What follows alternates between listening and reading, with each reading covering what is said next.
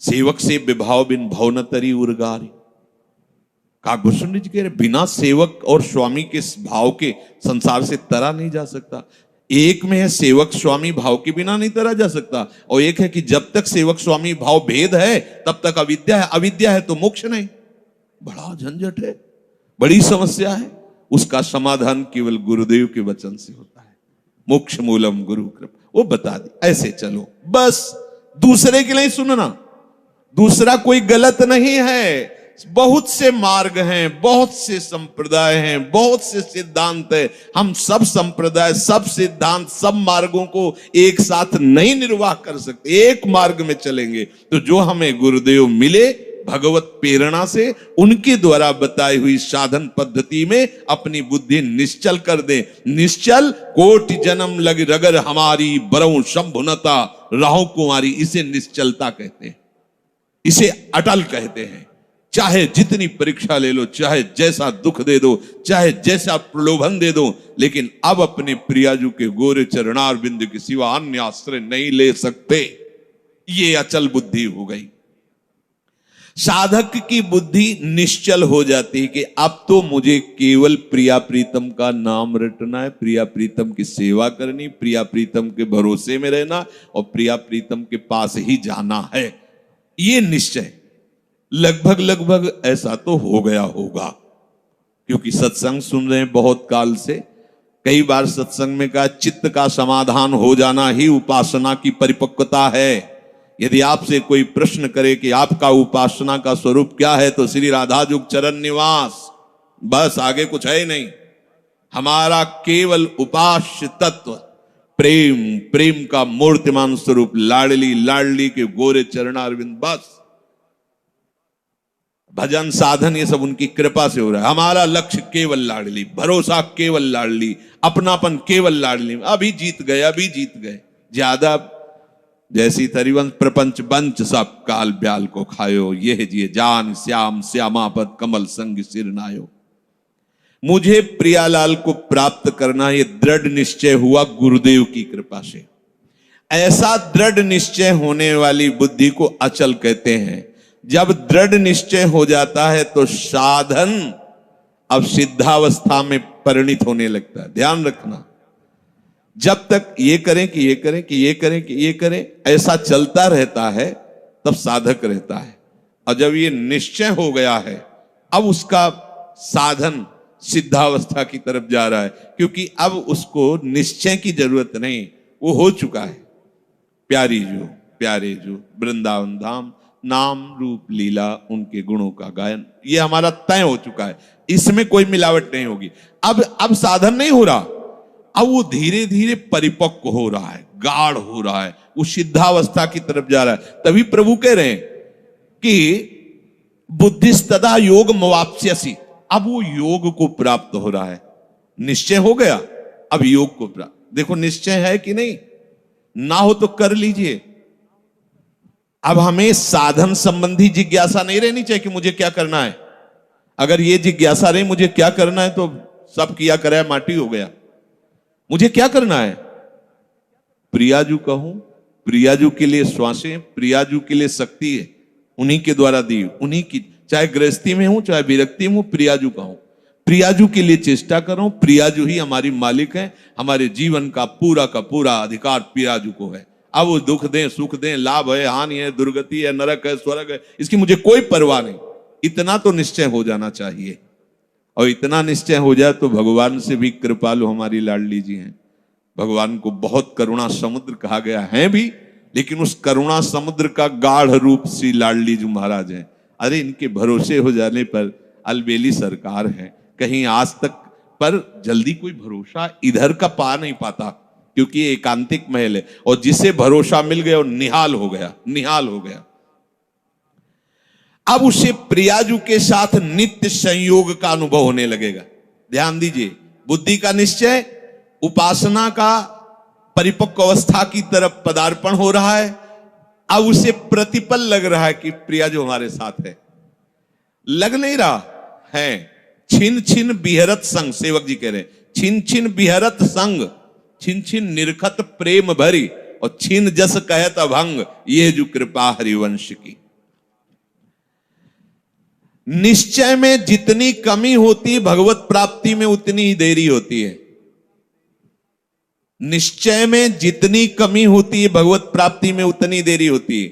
क्रिया से भगवत प्राप्ति नहीं है, निश्चय से भगवत प्राप्ति है। निश्चय गुरु कृपा से होता है, गुरु वचनों से होता है, सत्संग से होता है। जब बुद्धि अपने आराध्य देव में निश्चल हो जाती है तो उससे नित्य योग का अनुभव होने लगता है। संसार से संबंध विच्छेद करने के लिए बुद्धि को निश्चल होना ही चाहिए। अगर निश्चल, तभी हम कई बार कहते हैं माता पिता का भरोसा रखेंगे तो आप हमारे आराध्य देव और गुरुदेव के वचनों पर चल ही नहीं सकते। भोगेश्वर प्रसक्ता नाम तया प्रहृत चेतसाम व्यवसायत्मिका बुद्धि समाधो न विधीयते, नाटक हो जाएगा। अगर ऐसा होता तो रघुनाथ दास गोस्वामी जी जगन्नाथ जी में अखंड भंडारा शुरू कर देते। हलवाई भेजे थे, रुपए भेजे थे, दोनों पिता जो भाई थे, बड़े अरबपति खरबपति उस समय थे। मजूमदार पदवी उनको प्राप्त थी, पूरा राजा महाराजाओं जैसा नहीं। जगन्नाथ जी के सिंहपौर पर खड़े होकर भीख मांगकर खाते और वो सब त्याग दिया। ये है परमार्थ का स्वरूप। ऐसा संसार से संबंध विच्छेद करने के लिए तैयारी करनी ही है। ये शरीर और शरीर के संबंधी भोग और शरीर संबंधी रिश्ते नातेदार, यही संसार है। इससे अंदर से संबंध विच्छेद किए बिना कोई न भक्त हो सकता है, न महात्मा हो सकता है, न भगवत प्राप्ति कर सकता है। जो प्रभु से बिछुड़ा हुआ बहुत जन्मों से है और संसार से अपनापन किए हुए है, अब बिना ये अपनापन संसार से हटाए प्रभु से योग हो ही नहीं सकता। चाहे जिससे आशीर्वाद मांग लो, चाहे जिससे आप जाकर के कहो कि हमें हाथ रख दो। लोग ऐसे बावरे हाथ पैर रखने से कुछ होता है क्या? कुछ नहीं होता। बड़े बड़े सिद्ध महापुरुषों के दर्शन हुए जो ब्रह्माकार वृत्ति में, उनके जब वचन सुने तो केवल साधन पक्ष की बात की है। आप अपने भजन पर अधिकार रखो, केवल आप अपने संयम नियम पर अधिकार रखो, अपनापन प्रभु से रखो। बस यही आशीर्वाद है कि तुम्हारा साधन बन जाए, तुम्हारा उपासना में मन लग जाए, ये आशीर्वाद है। अगर इसमें नहीं लगा तो कोई आशीर्वाद फलीभूत नहीं होगा। ये सब भ्रम की बातें छोड़ दो। नौटंकी नाटक अलग चीज है। ये ले उसे संतरा और हाथ सहला दिया और लिफाफा रख दिया, ये नाटक तो बहुत बढ़िया हो सकता है, लेकिन ये आशीर्वाद मत समझना। तुम्हारी भजन में रुचि हो जाए, तुम्हारी विषयों में अरुचि होकर संयम नियम पूर्वक प्रभु आराधना में मन लगने लगे, ये संत का आशीर्वाद फलीभूत हो गया। जो आपने शरीर और शरीर के संबंधियों पदार्थों में अपनापन कर लिया, ये भूल त्यागे बिना तुम्हारा योग हो ही नहीं सकता। कितनी बढ़िया बात, बड़ी अमृतमयी बात है। और जब आप संसार से वियोग करोगे तो प्रभु से योग स्वाभाविक हो जाएगा, करना नहीं पड़ेगा, क्योंकि वो हमारे हैं। संसार से योग करना पड़ता है, योग होता भी नहीं है। कहां अपने हाथ में कुछ लग रहा है क्या? प्रतिपल आयु नष्ट होती चली जा रही, प्रतिपल जो वस्तु पदार्थ सब दूर होता चला जा रहा है, आप उसे पकड़े हुए केवल हो। और इनको छोड़िए तो प्रभु से योग करना नहीं पड़ेगा। हमारा योग है वही जागृत हो जाएगा, स्वाभाविक जागृत हो जाएगा।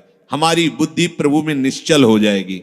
अब प्रश्न बनता है कि जिसकी प्रभु में बुद्धि निश्चल हो जाती है उसके क्या लक्षण होते हैं? अर्जुन जी कह रहे, स्थित प्रज्ञस्य का भाषा समाधिस्थस्य केशव स्थित धी किम प्रभासेत किमासीत ब्रजेत किम। जिसकी बुद्धि प्रभु में स्थिर हो जाती है, अचल हो जाती है, निश्चल हो जाती है, उसके क्या लक्षण होते हैं? अर्जुन ने पूछा। वो स्थिर बुद्धि वाला कैसे बोलता है, कैसे बैठता है, कैसे चलता है और कैसे व्यवहार करता है? बहुत सुंदर विषय है। जिसकी बुद्धि प्रभु में स्थित हो गई है, अर्जुन जी प्रश्न कर रहे हैं कि वो कैसे लक्षण होते हैं तो समझा जाए कि इसकी बुद्धि स्थित है। वो कैसे बोलता है, उसकी वाणी से कैसे पहचान किया जाए कि जो बोल रहा है ये स्थिर बुद्धि वाला है या जो बोल रहा है वो चलायमान बुद्धि वाला है? अभी परमात्मा में इसकी निश्चयात्मिका बुद्धि नहीं हुई है। वो बैठता कैसे है, वो व्यवहार कैसे करता है, वो चलता कैसे है? अर्जुन जी ने ऐसा प्रश्न किया तो प्रभु उत्तर दे रहे हैं कि प्रजहाति यदा कामान, बहुत अमृत में वचन है। प्रजहाति यदा कामान सर्वान् पार्थ मनोगतान् आत्मन्येवात्मन तुष्टः स्थित प्रज्ञस्तदोच्यते। आहा, जो स्थित प्रज्ञ बुद्धि, स्थित अचल, जिसकी बुद्धि अपने आराध्य देव में अचल हो गई है, किसकी? जिसकी संपूर्ण कामनाएं भली भांति शांत हो गई है।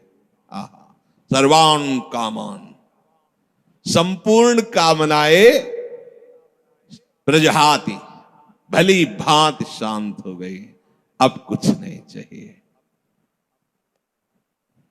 वो अपने आप से अपने आप में संतुष्ट रहता है। इसके दो भाव हैं, वो अपने आत्मस्वरूप में नित्य आनंद में डूबा रहता है। अब ये बात हमारी समझ में आई सत्संग के द्वारा कि हमारे जीवन के जो दो उद्देश्य बन रहे थे कि एक तो क्या करें, परिवार का पोषण करें या हरि भजन करें, तो दो भाव जो बने थे उनको तो मिटा दो, दो है ही नहीं। घर गृहस्थी में जो है बिल्कुल उसे बंधनकारक मत समझो। प्रभु का सब कुछ मानकर नाम सुमिरन करते हुए जो सेवा करो, अरे बड़ा आनंद आता है। आपको लगता है कि बैठकर भजन होता है, बिल्कुल ये मन की चाल है, नहीं होता। मन को भजन में नहीं लगाओगे तो चाहे पड़े रहो चाहे बैठे रहो, भजन नहीं होने वाला। और अगर भजन में लगाओगे तो फावड़ा चलाते हुए भजन होगा। जब नाम का अभ्यास करना था तो नई अवस्था थी, तो गुरुजन हर समय सेवा में लगाए रहते थे। बड़ी बड़ी पत्थर की शिलियां आश्रम में थी, उठा उठा कर उनको जमा कर खोद के बराबर करना, तुलसी का बगीचा लगाना, गेंदे का बगीचा लगाना, और वृक्षों को हैंड पैप से भर भर के पानी 100 बाल्टी खूब सींचना खूब, और उसमें भी नाम स्मरण करना। और जो पूर्व सदगुरुदेव भगवान थे, बड़े ही बाहरी कठोर नियम वाले, और उस समय नाम का अभ्यास उसी समय करवाया गुरुदेव भगवान ने। ऐसे नाम पूरे में सोने लगाना, गुरुदेव भगवान की कृपा से समझ में आया। तो हमें लगता है कि कोई भी काम करते हुए भजन हो सकता है, कोई भी। अरे जब युद्ध हो सकता है तो और क्या बात है। अब बोलो आपका निर्णय कि मैं परमार्थ में जाऊं या व्यवहार ठीक करूं। हम कह रहे हैं वो व्यवहार ही परमार्थ बना लो ना, भागने की जरूरत कहाँ है। और जब आपकी अरुचि बढ़ेगी, वैराग्य बढ़ेगा, तो तुम्हें कोई रोक नहीं पाएगा। वो तो स्थिति आएगी, और अगर स्थिति के लिए बिना तुम भागोगे तो यहां के वही प्रपंच करोगे, यहां भी वही प्रपंच करोगे, भजन नहीं होगा।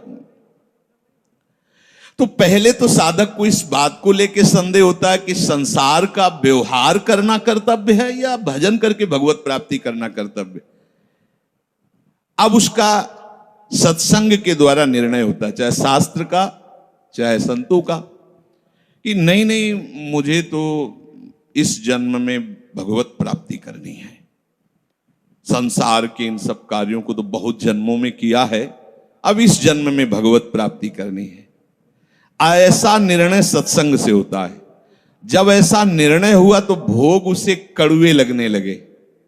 ये शरीर का विलास, इंद्रियों का विलास उसको एक दुखद लगने, कैसे छोड़ूं, कैसे हटूं। अब उसी को वैराग्य कहते हैं। अब उसके अंदर वैराग्य बढ़ने लगा। जब वैराग्य बढ़ने लगा तो वो प्रभु की तरफ चलने के लिए उतावला हुआ। अब उसके सामने प्रभु की तरफ चलने के लिए जो बताने वाले वो शास्त्र हैं और वो संत जन हैं। अब इतने संत जन हैं कि उनकी सबकी अलग अलग साधना है, अलग अलग उपासना है। इतने शास्त्र हैं कि उनकी अलग अलग धाराएं हैं, और बिना इसके कल्याण नहीं होगा। सब कोई कहता है हमारा मार्ग ठीक है, सब सिद्धांत कहते हैं इससे भगवत प्राप्ति, इससे भगवत प्राप्ति, इससे ऐसा, इससे। वो साधक फंस जाता है कि चलूं तो किस में चलूं। उसके सामने साध्य और साधन विषयक तरह तरह के भेद साधकों के द्वारा, संतों के द्वारा, भक्तों के द्वारा डाले जाते हैं सामने। फिर शास्त्र को पढ़ता तो बहुत सी बातें शास्त्र में निकलती हैं, और वो बेचारा परेशान हो जाता है कि अब मैं क्या करूं। संसार का तो सत्संग के द्वारा समझ लिया कि ये ठीक नहीं, मुझे भगवत प्राप्ति, पर कैसे भगवत प्राप्ति करूं। अब इसका निर्णय करना उस नवीन साधक के लिए बहुत कठिन होता है। परंतु भगवत कृपा का वो जिसने आश्रय ले लिया वो यहां टिकता नहीं इस संशय में।